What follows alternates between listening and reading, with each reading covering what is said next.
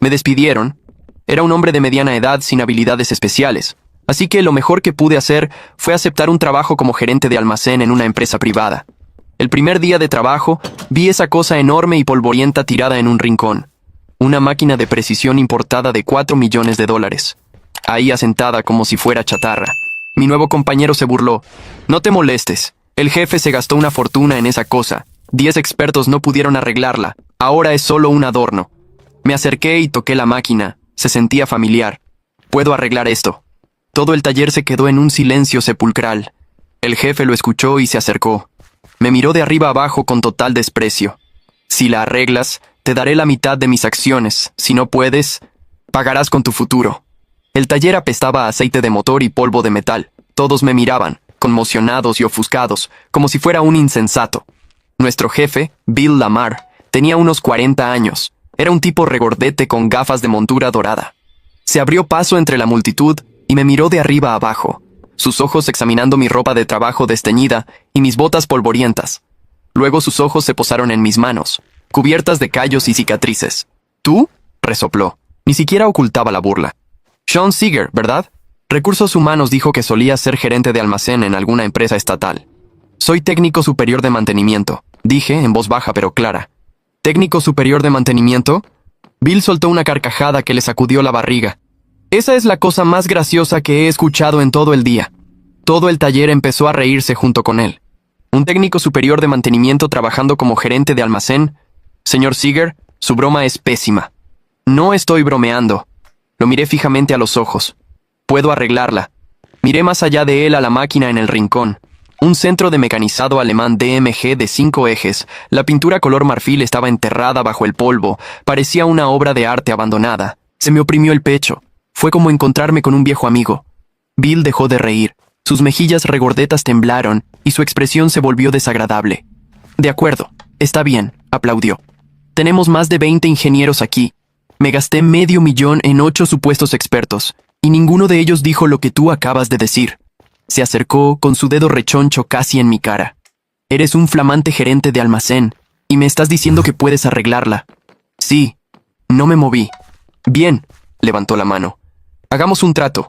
Si la arreglas, te doy la mitad de las acciones de esta fábrica. Por escrito. Trato hecho. La multitud se quedó boquiabierta. La mitad de las acciones valía decenas de millones. Los ojos de Bill se volvieron fríos. Pero si no puedes arreglarla o la rompes, dijo lentamente entre dientes. Esa máquina vale $4 millones. Lo pagarás con tu ruina. El taller se quedó en un silencio absoluto. Hasta los ventiladores parecieron dejar de zumbar. Jefe, ¿por qué pierde su tiempo con este novato? Intervino un tipo que parecía un supervisor para calmar las cosas. Sí, señor Lamar, olvídelo, solo está presumiendo. Bill ignoró a todos. Sus ojos seguían fijos en mí. ¿Aceptas? Pensé en Linda, mi esposa, en su rostro pálido y delgado. Tenía que tomar medicamentos todos los días. Nuestros ahorros habían desaparecido hacía mucho tiempo. Mi hija acababa de entrar a la universidad. Necesitábamos dinero en efectivo ahora. Me habían despedido, optimización lo llamaron, como un pez arrojado a tierra firme. De la única habilidad que tenía, todos se reían. Dignidad. La dignidad no paga las facturas, pero sentí una opresión en el pecho, como si no pudiera respirar. Sí, me escuché decir. Una sonrisa desagradable se dibujó en el rostro de Bill. Está bien, tienes agallas. Se giró hacia su asistente, John Sterling.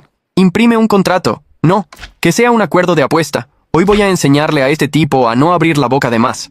Unos minutos después, una hoja de papel, aún caliente de la impresora, cayó sobre la mesa frente a mí.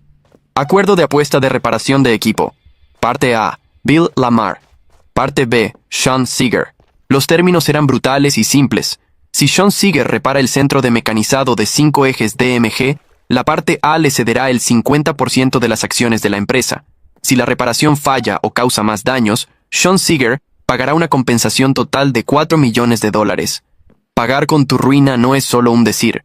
Bill encendió un cigarrillo, con su rostro retorcido entre el humo. Si no puedes pagar, serás mi deudor. Trabajarás el resto de tu vida para saldar la cuenta, y les quitaré todo a tu pobre esposa y a tu hija. Una amenaza directa. Mis compañeros de trabajo se arremolinaron, susurrando. Está loco. ¿De verdad va a afirmar eso? Míralo. Está en la ruina. ¿Cómo va a pagar? Está regalando todo su futuro, se lo tiene merecido por fanfarrón. Cogí el bolígrafo. La punta se quedó suspendida sobre el papel por un segundo.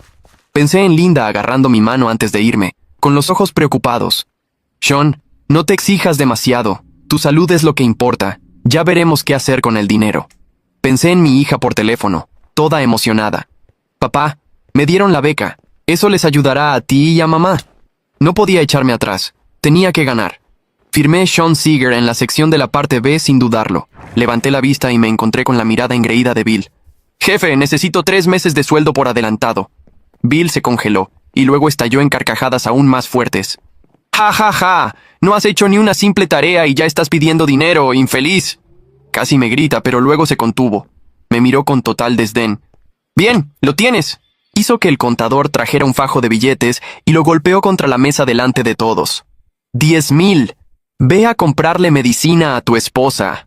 Los billetes volaron por todas partes como nieve. Algunos cayeron bajo la máquina grasienta. Todo se quedó en silencio. Lo único que podía oír era la sangre bombeando en mi cabeza. La humillación me cortaba, lenta y profundamente. Me agaché, ante la mirada de docenas de personas, y recogí el dinero. Cada billete cargando la lástima y el desprecio de alguien. Alicé las arrugas de aquellos billetes sucios, los doblé y los guardé con cuidado en el bolsillo interior de mi abrigo. Ese bolsillo que presionaba justo contra mi pecho. Detrás de Bill todo el tiempo, una joven frunció el ceño. La hija del jefe, Melody Lamar. No miré a nadie. Me di la vuelta y caminé hacia la máquina polvorienta, con la espalda recta. Ahora es mía.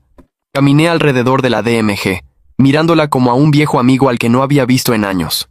Todos volvieron a sus puestos, pero tenían los oídos bien atentos. Seguían lanzando miradas furtivas al payaso en el rincón. Melody no se movió, se cruzó de brazos y se quedó a un lado, observándome con recelo y curiosidad. Necesito algunas herramientas, le dije. Ella levantó una ceja. ¿Qué herramientas? Están en el almacén, búscalas tú mismo. Negué con la cabeza y solté algo en alemán. El rostro de Melody se quedó en blanco. En realidad no entendió, pero mi limpia pronunciación alemana borró un poco el desprecio de su rostro. ¿Qué dijiste? Cambié al inglés. Un juego de herramientas Hoffman de fabricación alemana, 16 dados, una llave dinamométrica y un juego de micrómetros de precisión. Vinieron con esta máquina cuando se construyó la fábrica. Deberían estar en una caja de metal plateado. Donald Winston, el supervisor del taller y un técnico de mantenimiento desde hacía mucho tiempo, se burló. Oye, señor Seeger, ¿crees que esta es tu casa? Como si supieras dónde está todo. Aquí no tenemos nada de eso. Mantuve la calma. Sí que lo tienen. En el segundo estante del almacén, la tercera caja empezando por arriba. Debería tener una etiqueta que diga Arset Styler. El rostro de Donald cambió al instante. Arset Styler significa piezas de repuesto en alemán. Esa etiqueta estaba allí, pero casi nadie en la fábrica sabía leerla. Los ojos de Melody parpadearon. Señor Winston, vaya a comprobarlo. Donald murmuró. Apuesto a que solo está adivinando. Agarró a 2 trabajadores y se dirigió al almacén. Unos minutos más tarde, los 3 regresaron cargando una polvorienta caja de metal plateado, luciendo atónitos. La abrieron. En su interior, un reluciente y completamente nuevo juego de herramientas de fabricación alemana descansaba sobre un forro de terciopelo rojo. El aceite de embalaje todavía estaba fresco. El rostro de Donald se puso rojo, luego blanco. Se escucharon un par de exclamaciones de asombro entre la multitud. Melody me miraba de una manera totalmente diferente ahora. Ignoré todo eso. Saqué mis gafas de lectura del bolsillo y agarré un estetoscopio de metal de medio metro de la caja. No abrí ni un solo panel eléctrico. No conecté ningún equipo de diagnóstico. Solo presioné un extremo del estetoscopio contra la carcasa del husillo. Luego me incliné y presioné el otro extremo contra mi oído. Cerré los ojos. ¿Para quién está haciendo este teatro?, susurró un trabajador joven. Claro, como si fuera un experto. Solo va a escuchar y lo descubrirá. Melody también frunció el ceño. No entendía lo que estaba haciendo. Yo los desconecté.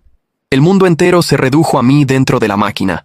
Podía escuchar las cosas diminutas en su interior, la fricción apenas perceptible rechinando entre los engranajes, el arrastre sutil cuando los rieles de guía se movían, el suave estallido de las burbujas en los conductos del aceite lubricante.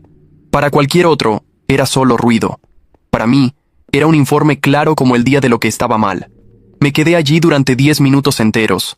Luego me levanté y me quité las gafas. Pasé mis manos ásperas por las juntas frías de los rieles de guía, lentamente, como si estuviera tocando la piel de alguien, Las yemas de mis dedos podían sentir la desalineación, hasta el nivel de la micra. Bueno, Melody ya no pudo contenerse. En su voz ya no quedaba desprecio, solo confusión. Me volví hacia ella, hacia Bill, y hacia los trabajadores que se habían arremolinado de nuevo, y les dije lo que había encontrado. No es un problema de circuitos. El módulo de transmisión del eje XXOR recibió un fuerte golpe durante el envío o la instalación. La precisión mecánica se ha perdido permanentemente. Según mis cálculos, estamos hablando de una desviación de al menos 50 micras, probablemente más. El taller estalló en murmullos. Los ojos de Melody se abrieron de par en par. Corrió hacia un escritorio, sacó un informe de una pila y lo levantó.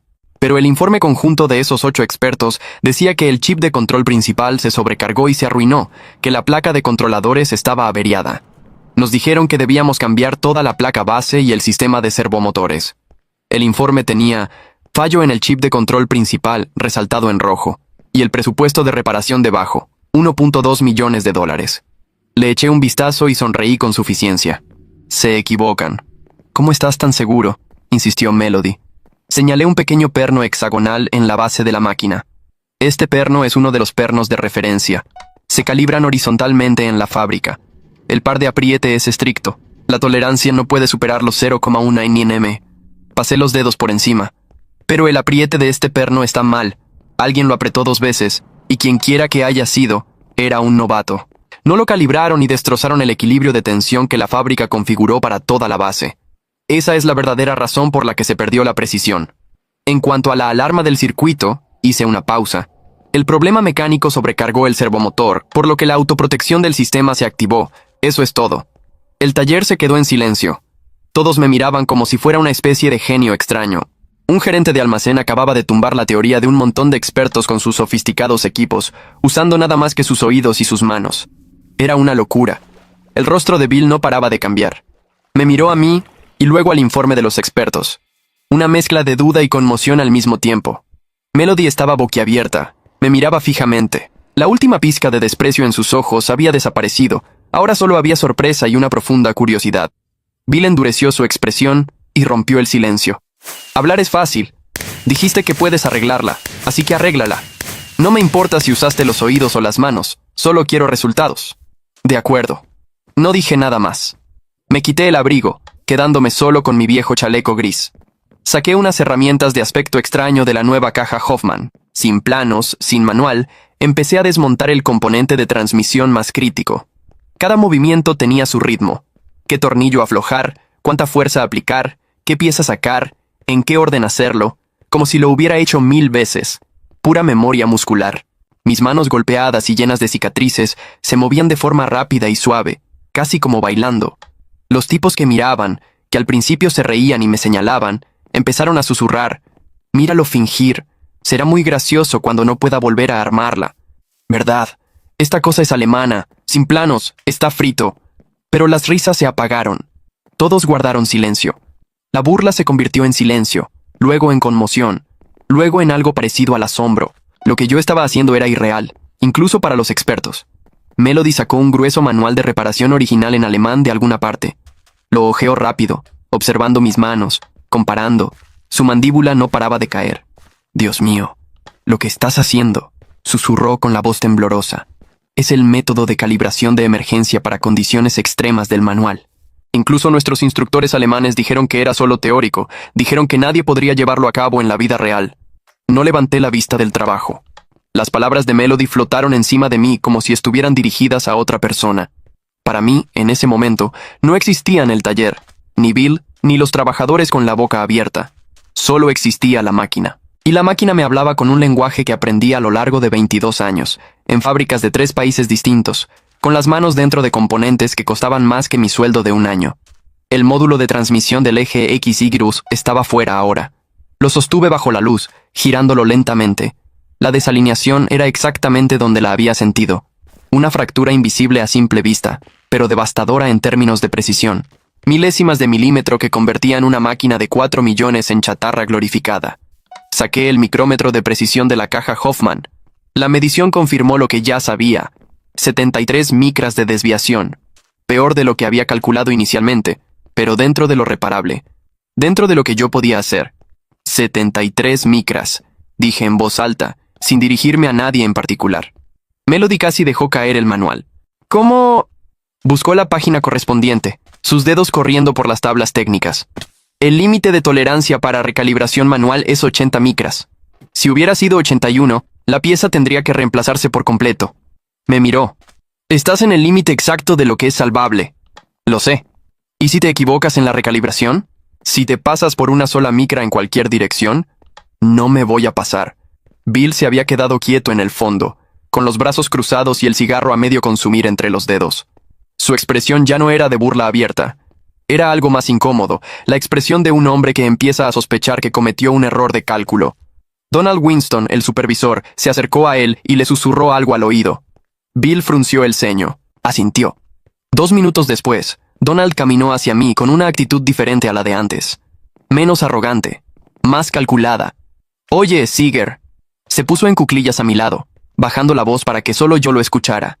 «Escucha, soy técnico de mantenimiento desde hace 15 años. Conozco esta máquina mejor que nadie aquí. Si me dices cómo arreglarla, yo termino el trabajo y le digo al jefe que lo hicimos juntos. Dividimos lo que sea que te ofrezca. 50-50. ¿Qué dices?» Seguí trabajando. «No escuchaste lo que dijo el jefe», insistió Donald, con la voz más baja todavía. 4 millones. Si algo sale mal, él va a hacerte pagar. Ya vi cómo trata a la gente cuando les debe favores. No querrás quedar en deuda con Bill Lamar.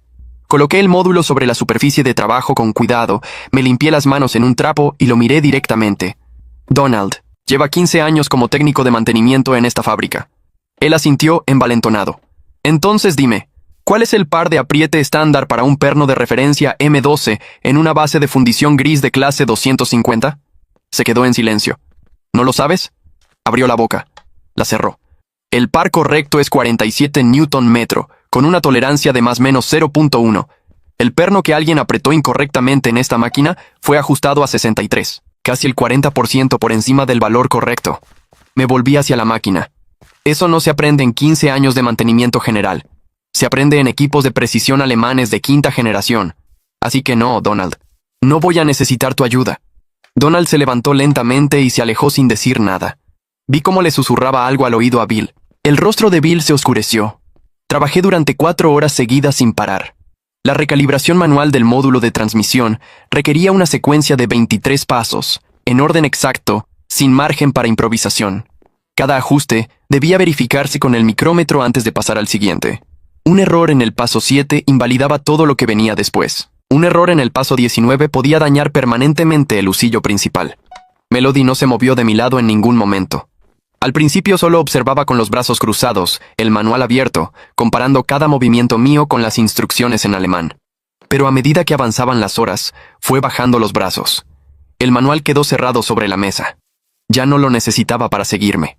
«¿Dónde aprendiste esto?», preguntó en algún momento de la segunda hora. No con arrogancia, con genuina curiosidad. «En Múnich. Planta de fabricación de turbinas de precisión, Siemens Energy, 12 años. Ella procesó eso. ¿Y antes de Siemens? Japón, Fanuc Corporation, 5 años en sistemas de control numérico. Hice una pausa en el paso 11, verifiqué la medición, continué. Y antes de Fanuc, aquí. Una empresa estatal que cerró. De ahí vengo. ¿Por qué no pusiste todo eso en tu currículum?» Lo puse. Recursos humanos vio gerente de almacén en los últimos 3 años y dejó de leer. Melody no dijo nada por un momento. «Los últimos 3 años», repitió lentamente. «¿Por qué trabajaste como gerente de almacén durante 3 años después de Siemens?» Esta vez fui yo el que no respondió de inmediato. Seguí con el paso 14, el ajuste más delicado de toda la secuencia. «Mi esposa se enfermó», dije finalmente, con la voz sin inflexión. Necesitaba estar cerca. Los trabajos en plantas de precisión son contratos internacionales. Turno de 12 horas, viajes frecuentes. No podía seguir. El taller estaba inusualmente silencioso para ser media tarde. Varios trabajadores habían abandonado el pretexto de estar ocupados en otra cosa y simplemente miraban. Un gerente de almacén de mediana edad, con ropa de trabajo desteñida, ejecutando en tiempo real un procedimiento que los mejores técnicos del país habían declarado imposible. Paso 18. Paso 19. Paso 20. Mis manos no temblaron en ningún momento. Fue en el paso 21 cuando ocurrió el problema. Una de las tuercas de sujeción del módulo recalibrado no respondió al par especificado. Algo estaba bloqueando el hilo interno. Microfisura, probablemente. Un daño secundario causado por la sobrecarga original que los expertos no habían detectado porque estaban demasiado ocupados buscando fallas electrónicas. Me detuve. El taller contuvo el aliento de manera casi colectiva. Donald Winston soltó algo en voz baja que no pude escuchar, pero el tono era satisfecho. Bill se enderezó. Su voz cruzó el taller como un látigo. ¿Problema, Seeger? No respondí de inmediato. Examiné la tuerca bajo la lupa de trabajo. La fisura era real, pero superficial. Estaba en el anillo exterior, no en el hilo funcional. Con la herramienta correcta, era salvable. El problema era la herramienta correcta. Necesito un extractor de hilos M8 de paso fino, dije en voz alta. Fabricación japonesa o alemana. Los chinos no tienen la dureza suficiente. Silencio. No tenemos eso, dijo Donald, con una satisfacción mal disimulada. Nunca hemos tenido eso. Revisa la caja plateada. Compartimento inferior, lado derecho. Debería haber un set de herramientas auxiliares con el sello de la fábrica DMG. Donald cruzó los brazos. No se movió. Melody lo miró. Señor Winston. Él fue. Con el mismo gesto de antes, con la misma desgana. Y regresó 3 minutos después con una caja pequeña, de plástico negro, con el sello verde de DMG Mori en la tapa. La puso sobre la mesa sin decir nada. Su cara lo decía todo. Abrí la caja. Ahí estaba el extractor, envuelto en espuma protectora, sin usar. El taller volvió a murmurar. Continué. Paso 21 completado. Paso 22. Paso 23. Cuando ajusté el último componente y coloqué el módulo de vuelta en su posición, mis rodillas protestaron al levantarme. 4 horas en el suelo de concreto. Ignoré el dolor. Me limpié las manos, saqué las gafas de lectura y me acerqué al panel de control principal.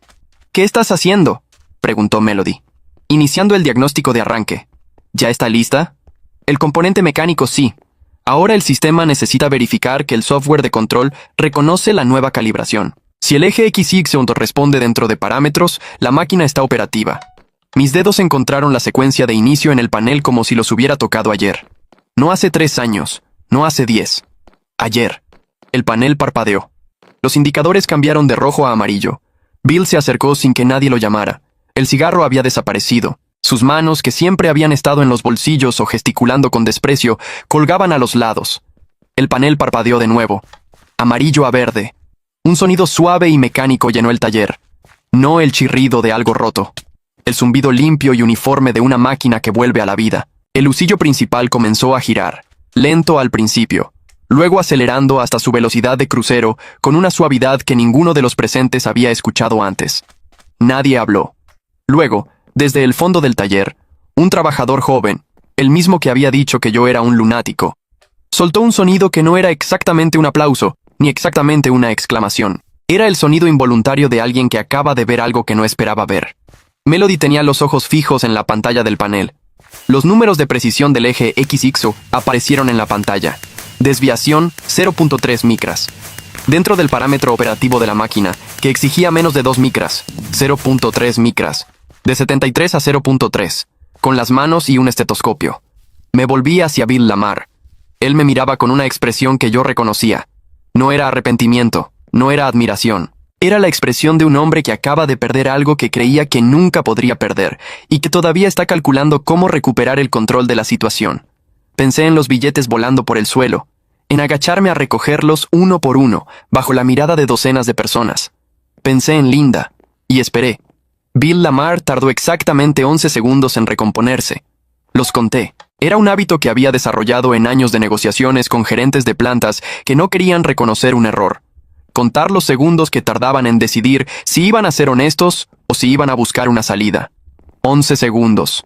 No era un buen signo. Cuando habló, su voz tenía esa calma artificial de quien ya está construyendo su próximo movimiento mientras fingía escuchar. Impresionante, dijo. Aplaudió 3 veces, lento, sin emoción. De verdad, Seeger, impresionante. Se giró hacia el taller, alzando la voz para que todos lo oyeran. ¿Lo ven? Con el talento correcto, cualquier problema tiene solución. Una pausa. Vamos a hacer una prueba de producción completa antes de declarar la máquina operativa. Protocolo estándar, 48 horas de monitoreo continuo. Me quedé quieto. Son 48 horas, repitió, mirándome ahora directamente. Si en ese periodo la máquina falla, el contrato dice claramente que la reparación falló. Son las reglas. Melody frunció el ceño. Papá, el contrato dice... El contrato dice que la reparación debe ser exitosa, la cortó Bill sin mirarla. 48 horas de monitoreo es el estándar industrial. Eso es todo. Me volví hacia la máquina. La pantalla seguía mostrando 0.3 micras. El husillo giraba con esa suavidad que solo tienen las cosas hechas bien. No había nada que monitorear. Bill lo sabía. Yo lo sabía. Y él sabía que yo lo sabía. Pero tenía razón en una cosa. El contrato no especificaba el criterio exacto de éxito. Solo decía reparación exitosa. Era suficiente ambigüedad para que un abogado trabajara con ella. De acuerdo, dije. 48 horas. Bill sonrió. La sonrisa del hombre que cree que acaba de ganar tiempo. Melody me encontró en el pasillo 10 minutos después, cuando yo iba hacia el almacén a guardar las herramientas. Quiero hablar contigo, dijo en voz baja. La miré. Era unos 15 años más joven que yo, con esa mezcla de seguridad e incomodidad de alguien que creció con dinero, pero desarrolló su propia conciencia sin que nadie se lo pidiera. Habla. Ella verificó que no hubiera nadie cerca y bajó más la voz. Mi padre no tiene intención de cumplir el trato. Conozco ese tono. Cuando dice protocolo estándar significa que ya está buscando una excusa. Hizo una pausa. El abogado de la empresa está en camino. Lo llamó hace 20 minutos. No cambié de expresión. ¿Por qué me dices esto? Ella cruzó los brazos. Porque lo que hiciste hoy no debería quedar impune. Esos 8 expertos le cobraron $500,000 a mi padre y le dijeron que el chip de control estaba quemado. 2 de ellos siguen teniendo contratos de mantenimiento con esta empresa. Tú llegaste el primer día y en 4 horas hiciste lo que ellos no pudieron en 2 años. Eso no responde mi pregunta. Ella me sostuvo la mirada. Porque yo soy socia minoritaria de esta empresa. Tengo el 12% de las acciones. Mi padre nunca lo menciona, pero están a mi nombre desde que cumplí 18 años. Acuerdo familiar. Una pausa. Si él intenta anular el contrato por medios legales, yo puedo bloquear ciertas decisiones corporativas. No todas, pero suficientes para que sea incómodo. Lo analicé. ¿Qué quieres a cambio? Nada. Solo que no te dejes ganar. Dijo eso con una firmeza que no esperaba de ella. Hay hombres como mi padre en todas partes. Hombres que humillan a la gente con dinero y luego encuentran la manera de no pagar cuando pierden. Estoy cansada de verlo. Guardé las últimas herramientas en la caja plateada. La cerré. ¿Tienes copia del contrato que firmé? Sí. Guardé una antes de que mi padre se la diera a John. Necesito que la revises con alguien que no sea el abogado de la empresa. Ya lo estoy haciendo. Sacó el teléfono y me mostró una conversación de mensajes. Mi abogado personal. Estudió conmigo, no trabaja para mi padre. Leí los primeros mensajes. Su abogado ya había identificado lo mismo que yo. La ambigüedad del criterio de éxito. Pero también había encontrado algo más. Algo que yo no había visto cuando firmé. Cláusula 4, párrafo 3, pregunté. La máquina debe demostrar capacidad de producción dentro de los parámetros originales de fábrica. Melody señaló la pantalla de su teléfono. Los parámetros originales están documentados en el manual técnico alemán que yo misma saqué esta tarde. 0.3 micras de desviación está dentro de los parámetros originales. Por escrito. Con fecha de hoy. Lo fotografié todo. Cerré la caja Hoffman. Esta mujer había pasado las últimas 2 horas construyendo una defensa legal mientras yo reparaba la máquina. Sin que nadie se lo pidiera. Sin anunciarlo. ¿Por qué fotografiaste el manual antes de que yo terminara? Pregunté. Antes de saber si la reparación iba a funcionar. Ella me miró fijo. Porque desde el paso 7 supe que iba a funcionar. Esa noche, en el apartamento pequeño que rentaba a 20 minutos de la fábrica, llamé a Linda. Su voz siempre sonaba diferente al teléfono. Más frágil, más cerca, las 2 cosas al mismo tiempo. ¿Cómo estuvo el primer día? Preguntó. Bien. Hice una pausa. Encontré una máquina rota. ¿La arreglaste? Había una sonrisa en su voz. Linda siempre sabía. Sí. ¿Y eso es bueno o es un problema? La conocía desde hacía 26 años. Sabía exactamente qué preguntas hacer. Las 2 cosas todavía, admití. Pero tengo ayuda. Una pausa de su lado. Sean. Su voz bajó un tono. ¿Firmaste algo? No respondí de inmediato. Sean. Es manejable, Linda. Eso no es un no. No. Escuché su respiración al otro lado. No era pánico. Linda no era de ese tipo. Era esa respiración específica de alguien que está midiendo cuánto miedo puede permitirse sentir antes de que sea contraproducente. Cuéntame. Le conté. Todo. El contrato. La apuesta. Los 4 millones. Las 48 horas de Bill. Melody y su abogado. Lo conté sin adornar ni minimizar, porque Linda siempre prefirió la verdad completa, aunque doliera más. Cuando terminé, hubo silencio. ¿Puedes ganar? Preguntó finalmente. Sí. ¿Estás seguro o estás esperanzado? Seguro. La máquina funciona. La documentación está. Tengo a alguien adentro que conoce el terreno legal. Y Bill Lamar cometió el mismo error que cometen todos los hombres como él. ¿Cuál? Firmó un contrato en público, delante de 20 testigos, delante de su propia hija. Hice una pausa. Los hombres como él pueden hacer muchas cosas cuando nadie los ve, pero no pueden romper algo que firmaron delante de 20 personas sin destruir lo único que les importa más que el dinero. ¿Qué es eso? Su reputación en el gremio. Linda tardó un momento. Ten cuidado de todas formas. Siempre. Sean. Una pausa más larga. ¿Te acuerdas del primer día en Múnich? Cuando llegaste sin hablar casi nada de alemán y el supervisor te puso delante de una turbina Siemens diciéndote que era el examen de entrada. Me recosté contra la pared del apartamento. Me acuerdo. ¿Qué sentiste cuando la viste? Lo pensé. 21 años atrás. Una turbina de 2 metros de altura, aceite fresco, olor a metal alemán.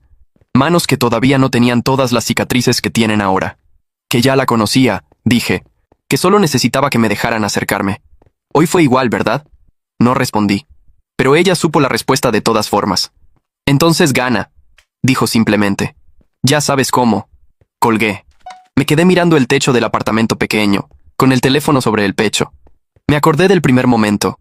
La máquina en el rincón, cubierta de polvo, ignorada por todos. El momento en que la toqué y algo en mis manos la reconoció antes de que mi cabeza terminara de procesar lo que estaba viendo.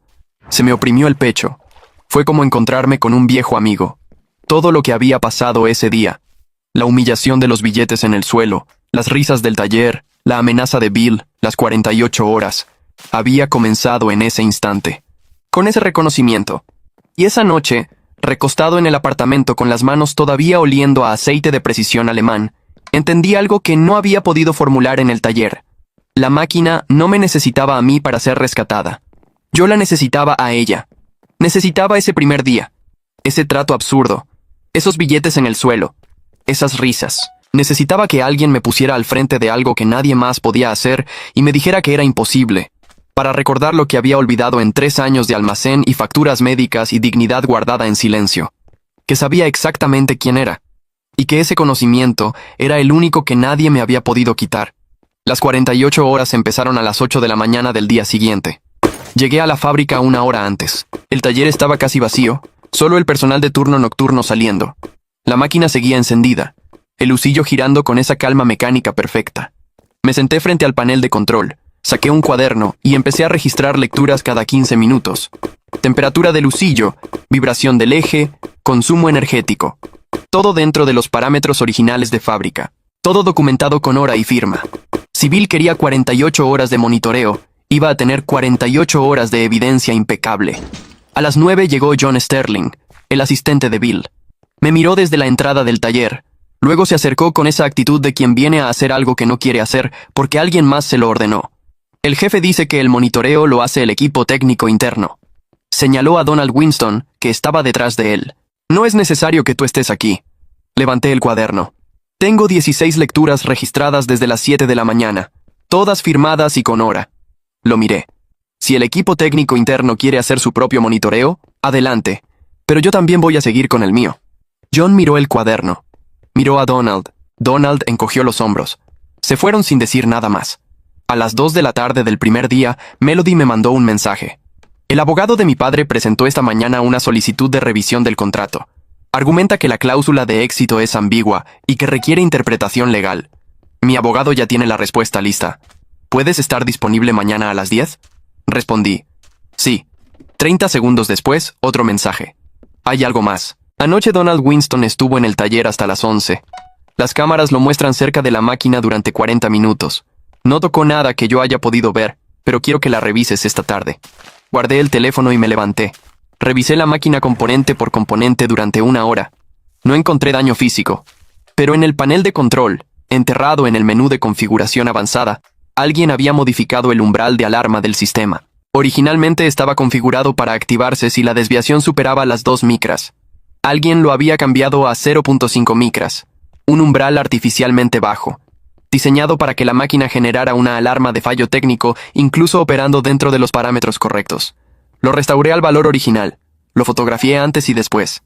Mandé las fotos a Melody con un solo mensaje. Dile a tu abogado que agregue manipulación de evidencia a la lista. Su respuesta llegó en 10 segundos. Dios mío. La reunión del segundo día fue en la sala de juntas de la fábrica. Bill llegó con su abogado, un hombre de unos 50 años con traje gris y la mirada de quien cobra por hora y cobra bien. John Sterling estaba detrás, con una carpeta. Donald Winston estaba sentado en un rincón, con los brazos cruzados. Melody llegó con su propio abogado, una mujer joven y precisa, que puso su maletín sobre la mesa con el sonido específico de alguien que viene preparada. Yo llegué con mi cuaderno de lecturas, las fotografías del panel modificado y el manual técnico original de la DMG con las páginas relevantes marcadas. Bill me miró cuando entré. No con desprecio esta vez, con algo que todavía no era respeto, pero que tampoco era la seguridad de antes. El abogado de Bill habló primero. Fue elocuente. Habló de ambigüedad contractual, de estándares industriales variables, de la necesidad de una evaluación independiente por expertos certificados.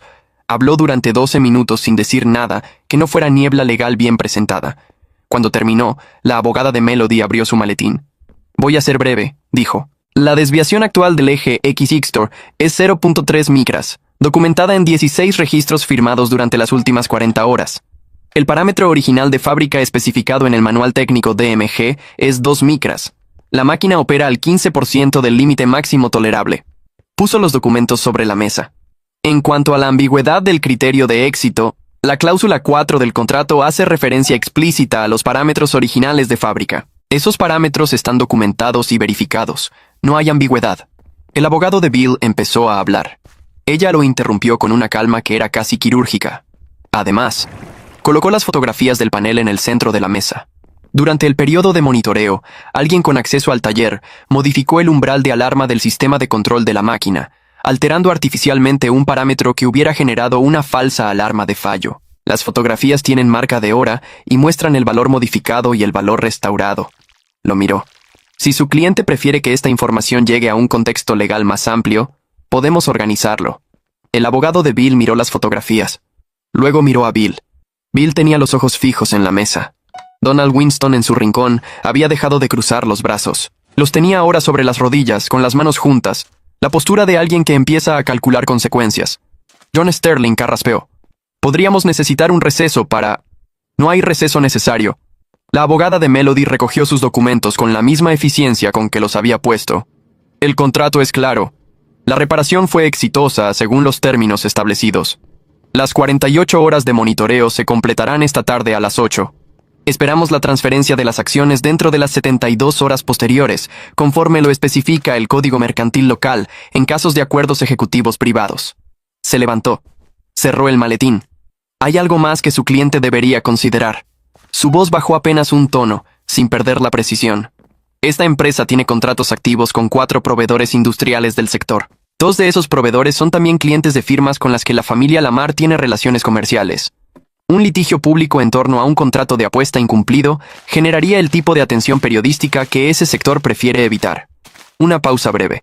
Solo para que su cliente tenga toda la información disponible al tomar su decisión. Salió de la sala.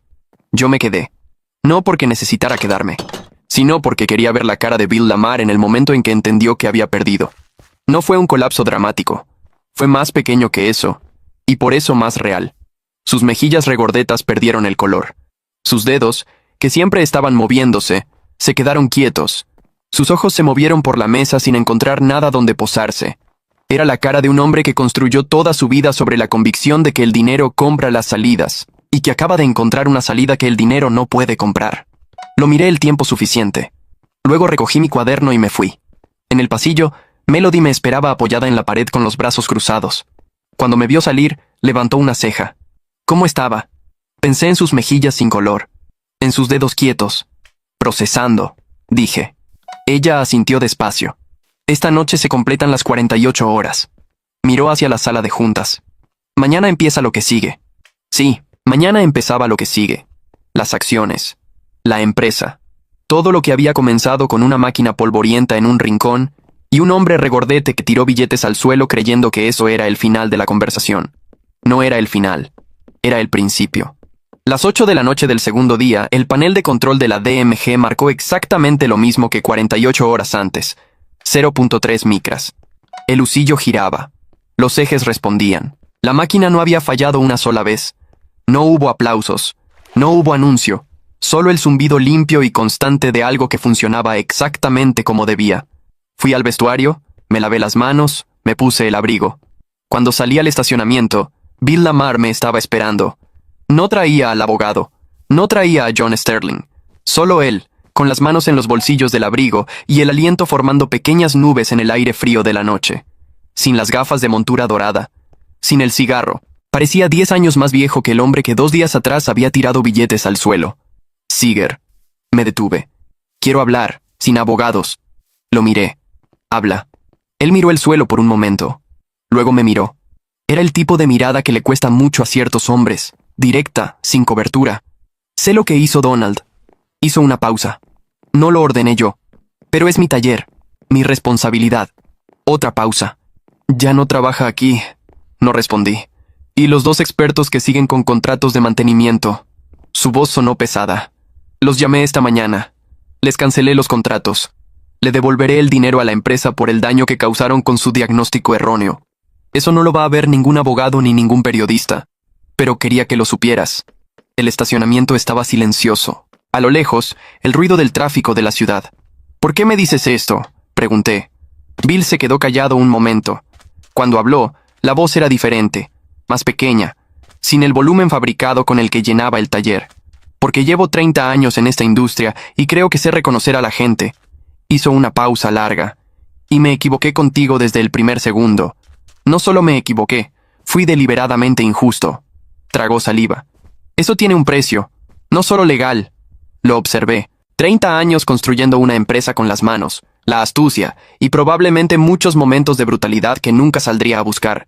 No era un hombre malvado en el sentido simple. Era el tipo de hombre que confunde el poder con el derecho y nunca encuentra a nadie que lo corrija, hasta que lo encuentra. Las acciones se transfieren mañana, dijo. Por escrito, como acordamos. El 50% a tu nombre. Hizo una pausa. Mi abogado dejará de buscar salidas. Tienes mi palabra. Tu abogado ya no tiene salidas que buscar. Dije sin dureza. Solo como un hecho. Él asintió. Lo sé. Empecé a caminar. Me detuve a 3 pasos. Bill. Me giré. Los billetes. Él frunció el ceño levemente. El primer día. Los tiraste al suelo. No había rabia en mi voz. Solo claridad. Delante de todos. Para que yo me agachara a recogerlos.